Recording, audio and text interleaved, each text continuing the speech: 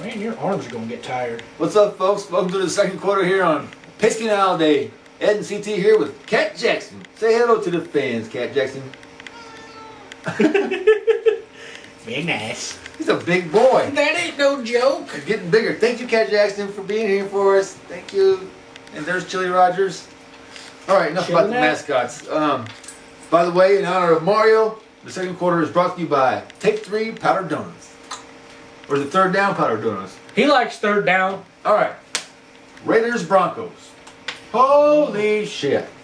I should have saved that for that, but I didn't. It's alright. What a game.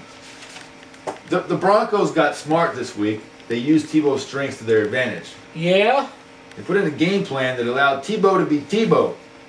And it worked. That's true, but I mean, from all the stuff I've been reading and hearing on here, it's like, he did good, but it wasn't good enough. Are you freaking kidding me? Look what he did. What do you want from the guy? And he had, what was his stats on the rush?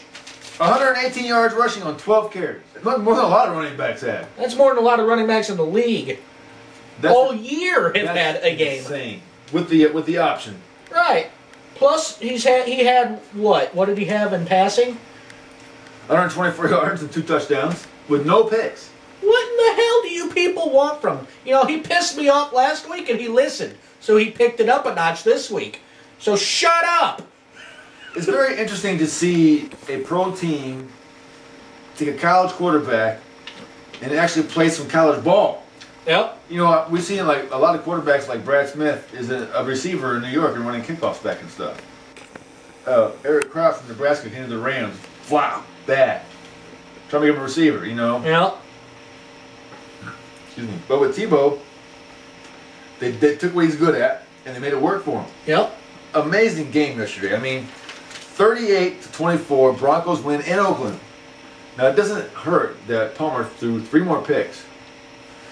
Then I expected a lot more from him. I'm not gonna lie.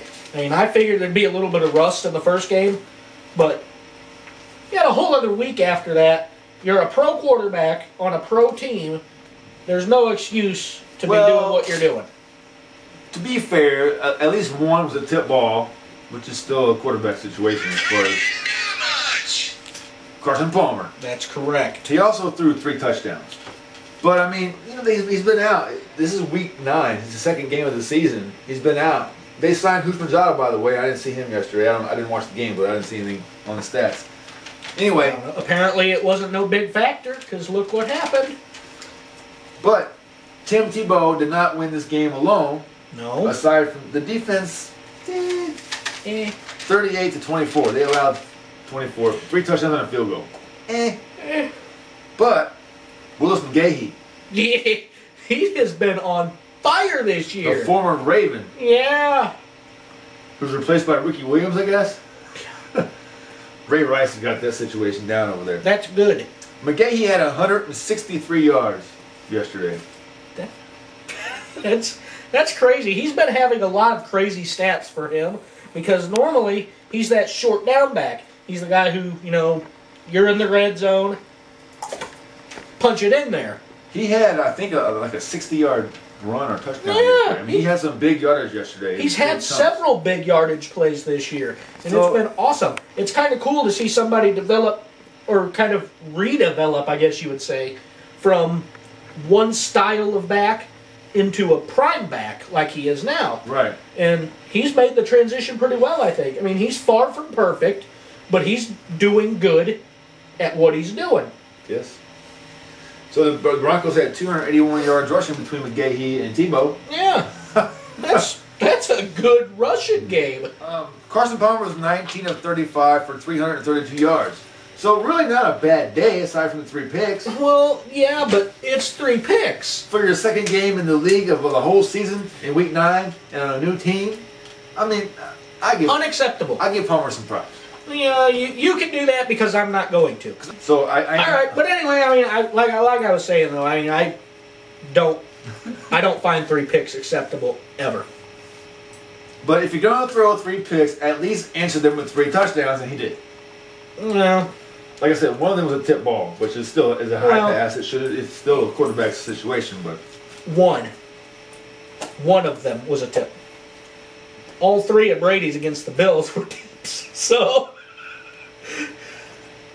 okay, so any more on that game?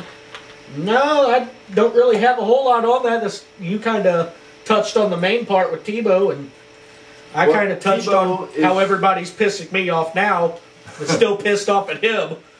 Tebow is 2-1 as a starter in Denver. The one loss was pretty dismal. Well, yeah. I mean, I'm saying as a starter. Yeah. So, Denver's 3-5, Oakland 4-4. Well, let's look at this. The Chiefs beat Oakland 28-0. Then had a miraculous win based on Rivers' fumble last week and beat San Diego on Monday night. Yeah. And then this week they have Miami. Should be a win, right? Yeah, because Miami ain't done nothing. They was the Rams part deux. Not that you don't already know, but are you and all you fans out there sitting down before I read the score off here? No, I'm standing up. All right. Miami 31, KC 3. What? How does this happen? Matt Moore went off on him. Yeah, he did. He was very accurate at 17 and 23. He had high yardage with 244, and he had a good touchdown percentage with 3. Yep. You couldn't ask for much more other than keep doing it. And Bush, he was 13 carries, 92 yards and a touch. Marshall, he had 8 receptions, 106 yards and a touch. And then Bush, on top of that, had a receiving touchdown as well. Or no, not a receiving touchdown. He had 50 yards receiving. Right. 1 touchdown.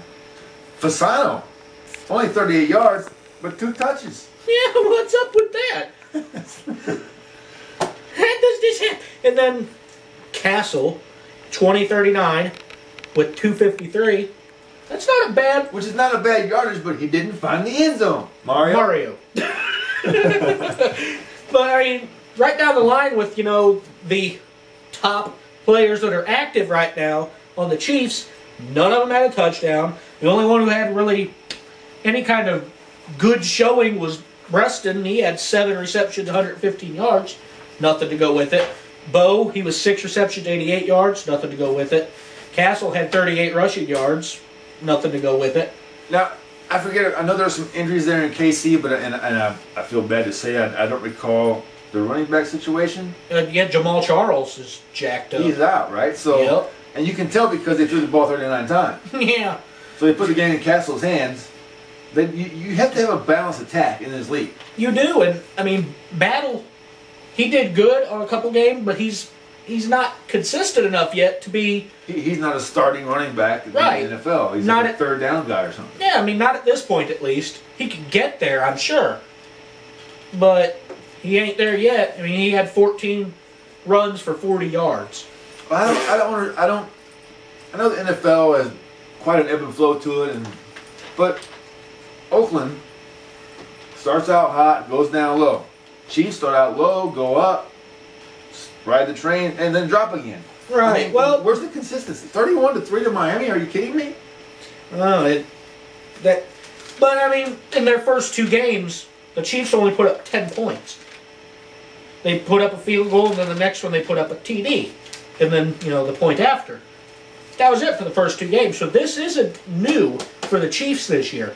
In fact, they're almost half of their games have been like this, where they've been on a lopsided loss. So we covered Matt Moore, 17 of 23, 243 yards and 3 touchdowns. Yeah. 23 passes because they have a running game. Yeah. Which we saw with Bush with 95 yards and a touch. Right. The Chiefs, meanwhile, were looking for their 5th win in a row. They won 4 in a row. Yeah. So how do you drop? I mean, it's just like the Rams beating the Saints and then losing to the Cardinals. Well, I wouldn't necessarily say that that's the same kind of a situation, because the Chiefs did manage to put together 4 wins in a row. And I know, but I'm saying you go 4 in a row and then all of a sudden you 31-3 to Miami, who's at the time 0-6. Yeah, but or 0-7. I mean. But we've been saying this whole time though that out of all the teams that were losing so bad, that the Dolphins were looking the best. Right. That perhaps a different team, if they would have been playing them, would have been chalking it up as W's. Just, I mean, we touched on it before. The schedules make a difference, and they've had a rough schedule so far. But one bright spot for KC was Breston. Yeah. 115 yards. Yeah. But let's look at the Miami losses this year. They lost 38-24 to New England. It's not bad. That's right about where you would expect. But you still scored 24 points. It's more than the Rams can score in 2 games. Yeah, well. Houston 23-13, 10-point game to a tough Houston team. Yeah. 17-16 to Cleveland. Oh man. They should have blew them out. Well. But it's Cleveland. I mean, you never know. They sometimes surprise you. Mm-hmm. 26-16 to San Diego. 24-6 in the Jets. That's the only glaring loss that was a blah blah blah loss. Yeah. That was on Monday Night Football, wasn't it? I think so, but I mean, then again, it was the Jets, and their defense usually is stellar. They haven't been so much this year, but during that game they were. Well, you look at the New England and Houston; those were 10 and 10 and 14-point losses. Mm-hmm. 17-16 to Cleveland. I mean, the 24-6 to the Jets was the worst one, but right. I'm just saying the New England and the Houston ones. Those were pretty close, really. But look at this: 18-15 to Denver, a 3-point loss. 20-17 to the Giants, who are pretty strong right now. Whoa, so, boy. I mean, you talk about good losses. Miami's had some good losses. They have, and they haven't been really blown out except for against the Jets, and. But they still kept it in 24 points. So I mean, yeah, they're competitive. Right. More so than the Colts or the Lambs. Yep. By far. Any more on that game before we move on? No, we pretty much touched on everything I would like to hit on there. You like to hit on, huh? I do like to hit on. Talking about women or football? What is? How about the Bucks and the Saints? Whoa! What's up with the Bucks? They're 4-4. Jen's not happy with that. No, but I'm just going to go out there and say that's about where I would have expected them to be at this point. Just because of who they've been playing. Well, Freeman's got a bad thumb apparently. No. Not good for a quarterback. I'm just saying. No. But Freeman, he was 27 for 37 with 281 and a touch. That's a pretty good game. Yeah. But, up against Breeze, he was 27 for 36, 258. He had more yards than Breeze, but Breeze delivered with 2 touchdowns instead of 1. So, that just goes to show you that Breeze is the better quarterback. Breeze is a damn good quarterback. He didn't show it last week. Well, actually, he kind of did in those last 21 points. Well. Which 7 of those was on a fumble recovery, so only 2 of them were. Yeah. But, the Bucks were kind of just really nowhere. Blout, he didn't have nothing. He was 13 runs, 72 yards. Freeman ran for 8 yards. Parker had 3 receptions for 56. Briscoe, he had 1 reception for 46. Not a whole lot going on there anywhere. And they not really had a whole lot going on all over the place. Right. And it was just not good. 27-16 final score. Yeah. So the Saints are 6-3. They lost to the Rams, they lost to the Packers, and they lost to who else? I knew this before the show started. Yeah. But one of those should have never happened. They should have never lost to the Rams. No, they shouldn't have. But the Saints had 195 yards rushing yesterday without Ingram. Yeah. That's pretty good. Yeah. Again, this is a team game. You have to pick up the pieces and the slack where you need to. That's just like the Green Bay thing. Your defense allows too many points, then you score more than the other team. Yeah. John Madden would say, that's how you win. Because if you get the ball into the end zone more than the other team, then you're going to win the football game.